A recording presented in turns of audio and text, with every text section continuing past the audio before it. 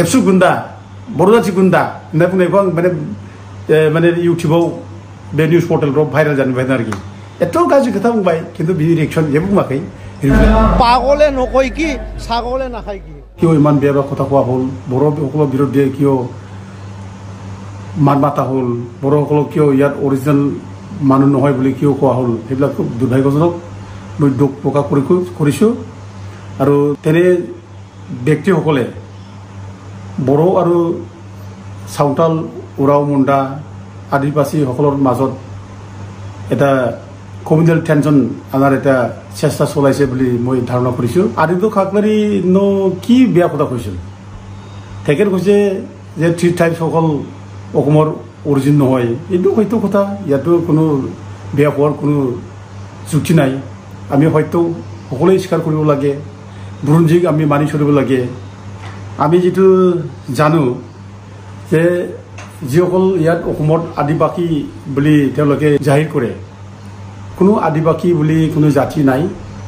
আৰু অসমত যিসকল আদিবাসী বুলি কৈছে তেওঁলোকে ইয়াত আদিবাসী নহয় হয়তো তেওঁলোকে বিহাৰ ইউপি উৰিষ্যা চট্টনাগপুৰ চাউতাল পৰগনা সেইবিলাকৰ হয়তো আদিবাসী হ'ব পাৰে কিন্তু ইয়াতো আদিবাসী নহয় এইটো হয়তো কথা বুৰঞ্জী স্পষ্ট কয় যিসকল আদিবাসী বুলি পৰিচয় দি লৈছে নিজকে তেওঁলোকক 1834 মানত যেতিয়া অসমত টি গাৰ্ডেন বনোৱা হৈছিল সেই সময়ৰ পৰা বিহাৰ ইউপি উৰিষ্যা চাউতাল পৰগনা চট্টনাগপুৰ সেইবিলাকৰ পৰা বৰ্ণ লেবাৰ হিচাপে কণ্টেক্সুৱেল বেচিছত মানে অসমলৈ অনা হৈছিল চাহ বাগানত কাম কৰিবৰ কাৰণে কুলি হিচাপে সেন্সাছ ৰিপৰ্ট 1921ত volume 3 Assam part 1 page number 39 ইয়াত লিখা মতে 1911 পৰা 1921ৰ মাজত প্ৰায় 7 লাখ মান আদিবাসীসকলক অসমলৈ অনা হৈছিল এই চাহ বাগানত কাম কৰিবৰ কাৰণে এইটোতো মিছা কথা নহয় এইটো সঁচা তেওঁলোকক কণ্টেক্সুৱেল বেচিছত বৰ্ণ লেবাৰ হিচাপে কাম কৰিব আনিছিল আৰু তেওঁলোকে যদি চাহ বাগানত কাম কৰিব ইচ্ছা কৰে কৰিব পাৰে যদি কৰিব নোখোজে তেতিয়াহ'লে নিজৰ ঠাইত উভতি যাব লাগে এনেকুৱা এটা কণ্টেক্সুৱেল মানে এগ্ৰিমেণ্টত তেওঁলোকে অনা হৈছিল কিন্তু বহুত আদিবাসীসকলে উভতি যোৱা নাই তেওঁলোকে ইয়াতে আমাৰ মাজতে থাকিব ইচ্ছা কৰি থাকি লৈছে আৰু ইয়াকে ব্ৰিটিছ চৰকাৰে 1921 সেই সময়ত সেন্সাছ ৰিপৰ্ট মতে 1890 মানত তেওঁলোকক 2,92,000 একৰ লেণ্ড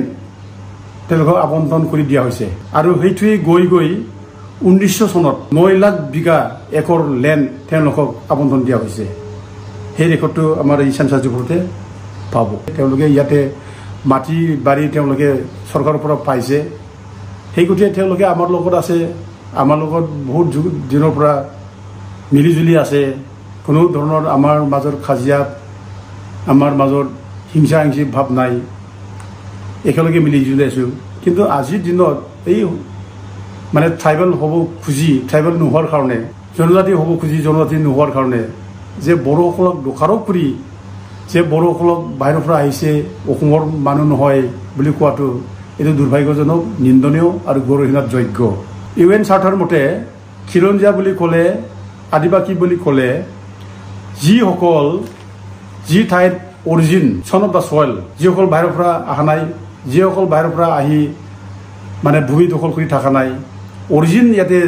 জন্ম লৈছে সেইসকলহে খিলঞ্জীয়া আদিবাসী আমাৰ অসমত আমাৰ বড়োসকলে আদিবাসী বড়োসকলে সন অফ দ্য ছইল এতিয়া এইটো কথালৈ যে বড়োবিলাকক দোষাৰোপ কৰিছে ইয়াত খিলঞ্জীয়া নহয় সেইটো খুব বেয়া হৈছে ভাল হোৱা নাই আৰু আমাৰ মাজত চাওতাল বড়ো ভাইৰ মাজত মানে এটা কমিউনেল টেনশ্যন আনাৰ এটা মানে চেষ্টা চলোৱা হৈছে বুলি মই ভাবোঁ আৰু যি ব্যক্তিসকলে কৈছে তেওঁলোকে দুৰ্দান্ত ভাষাৰে ঘৃণনীয় ভাষাৰে বড়োসকলক মানে বেয়াকৈ মানে গালি গালাজ দিছে এইটো সকলো বড়ো মানুহৰ চেণ্টিমেণ্টত লাগিব বড়ো মানুহে বেয়া পাব মই এই ক্ষেত্ৰত অনুৰোধ কৰিব বিচাৰিছোঁ যে এই কেইজনমান চাওতাল কেইজনমান আদিবাসীৰ কাৰণে কেইজনমান মানে চ'কল আদিবাসী লিডাৰৰ কাৰণে যে আমাৰ মাজত ভুল বুজাবুজি হ'ব নালাগে এইটো অনুৰোধ কৰোঁ তেওঁলোকে মিছাকৈ আমাক টাৰ্গেট কৰি বড়োসকলক হিংসা কৰি এইটো কৈছে যে বড়োসকল ইয়াত আদিবাসী বড়োসকল ইয়াত অৰিজিন ইয়াত খিলঞ্জীয়া এইটো তেওঁলোকে এই কেইজনমান দুৰ্দান্ত আদিবাসীসকলে ক'লে আমি বাহিৰৰ পৰা আহিছোঁ বুলি এইটো প্ৰমাণ নহয় আমাৰ বুৰঞ্জীয়ে দেখ কৈ আছে বুৰঞ্জীয়ে কৈ আছে যে বড়োসকলে ইয়াত এভৰিজিন ইয়াত মানে ভূমিপুত্ৰ ইয়াত মানে খিলঞ্জীয়া এইটো কৈ আছে बर' जाथिखौ बिराद गाज्रि रायबोनाय दा दिनै बे खैजन माने गावसोरखौ दाबि खालामनानै आदिबासि सावथाल उराव बेल' नङा गोबां समाव आसामनि हारसाफ्रा गुबुन गुबुन जाथिनि माने ग्रुपनि आफादनि मानसिफ्रा बर'फोरखौ गाज्रि रायदों बिराद सोंखारिदों हेव खालामबोदों थेवबो रावबो फंसे बाथ्रा बुङाखै जों बेखौ लोगो मोनबाय थादों दा दिनै बुंनो थाङोब्ला जोंनि आफादफोर जातीय आफाद दं फरायसा आफाद दङ ओमफ्राय जातीय आफादनिफ्राय फैनाय दैदेनगिरि जाफैदों सोरबा पलिटिकेल पार्टियाव बिपिएफ होन बा इउपिपिएल होन रावबो फंसे बाथ्रा बुङाखै जों गासिबो जों माने काउन्टार होबोदों जनजाति सुरक्षा मन्थ्रि जानानै जों बुंबोदों नांलाय खमलाय खालामबोदों आरो बिसोरखौ जों फुरा दाफ्रोमबोदों आरोखि बिसोरो जोंखौ बर' जाथिखौ बुंनो साहस खालामाखै जोंजों रायजानानै जोंजों क्लियारफिकेसन जानानै बुंजानाय दुर्भाग्यआ बेनो दिनै एथ' गाज्रि खोथा बुङो बर'फोरखौ थेवबो जोंनि नेताफ्रा सिरि जेबो बुङा जेबो माने फंसेबो रिप्लाय होआ क्लियारिफिकेसन होआ ओरैबायदि दुखुनांथाव जों दुखु मोनो खिन्थु हयरेस गावजों गाव मा जायो एखे नङै खोथाखौनो जों जायखौ माने माबायो डिबेट खालामलायो नङै खोथाखौनो ओरैबायदि हुमखिनाय धमखिनाय जुगुमनाय इभेन केस होलायनाय गावजों गाव बेखौ जों नुबाय थायो दा दिनै जों बादि मानसिखौ सिन्थानो केस होलायबाय नायदोंहाय बे रावबोथ' नङा जातीय आफाद दंनाय बर'फोर आफादनिफ्राय जोंखौ माने केस होनाय जाबाय चिराङावबो केस होबाय जों क'क्राझारावबो केस होबाय आंनि बिरुद्धि केस होनाय जाबाय दा नायदो जोंखौ केस होनो हायो दा दिनै जोंनि गेजेराव सोरखौबा जोंनि जाथिनि खोथा बुंनो थाखाय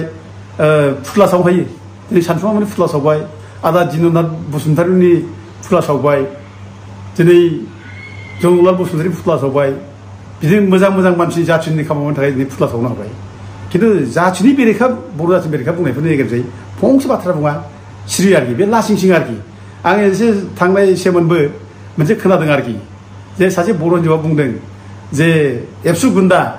बर' जाथि गुन्दा होनना बुंनायखौ आं माने इउटुबाव बे निउस पर्टेलफ्राव भाइरेल जानो बायदों आरोखि एथ' गाज्रि खोथा बुंबाय खिन्थु बिनि रिएक्सन जेबो बुङाखै रिप्लायबो होआखै सिरि सिरायाखै माने जों ओरैबायदि मोसौ माने माबा गोनां मा होनो बे अलसिया मोसौ माने मोसौ दामफ्ला आरोखि माने बोनो हाया एखे बुवा फेन्दा गथायना होलायनाय दाफना गथायना होनाय गथायसिनना होनाय बेबायदि सरित्रनि जोंनि बर' लिडारफ्रा जों नुयो आरोखि दा जोङो थिग समाव जों रिप्लाय होआ थिग समाव जों काउन्टार होआ गावजों गावबा ओरैबायदि मोसा एखे माबायदि नेरलायनाय एखेबारे मालायजोंबा जों दाउसा बेबायदिखौ जों नुयो आरोखि लासिंसिं दा बिदिजों जाथिया बोरै निरापत्ता मोनबालाय दिनै होनब्ला सोर बिलाय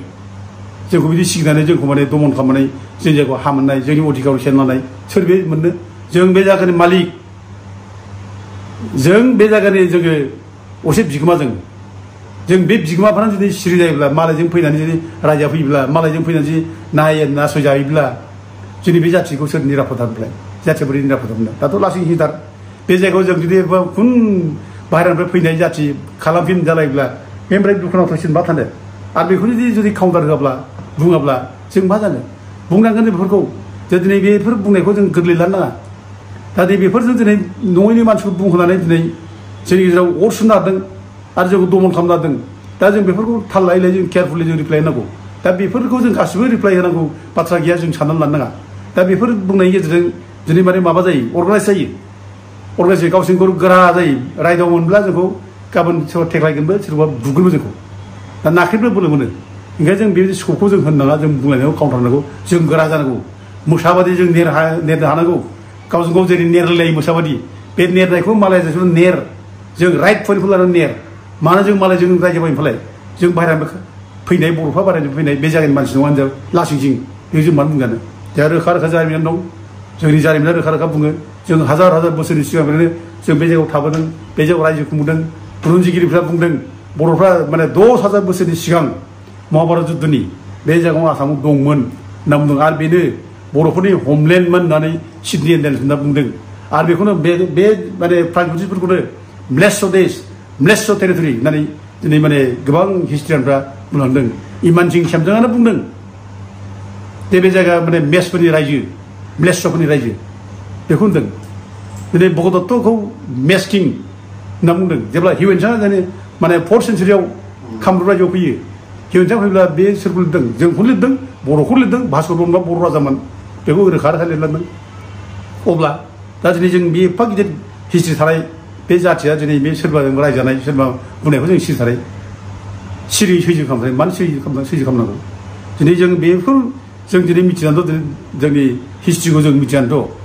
जोंना बड'फा उपेन्द्र ब्रह्म आरो बिनि सिगांनि एबसु नेताफोर आरो जोंनि बर' लिडारफोर सिगांनि बिसोर दिनै जोंनो रायजो नांगौ जोंनो हमलेण्ड नांगौ होननानै जों बिबोदों बेनि थाखायनोथ' दा दिनै बेनि थाखायनोथ' दिनै बर'फ्रा बे हिस्ट्रि थानायनि थाखायनोथ' दिनै जों माने माबा मोन्दों जोंहा BTC जों मोननो हादों बेथ' गिदिर ना आरो जों बर' रावा बिराद गुवार एरिया गोदो गोदायनिफ्राय रायलायबोनाय बर' रावा बे बर' रावा माने जारिमिनारि मोनसे माबा दङ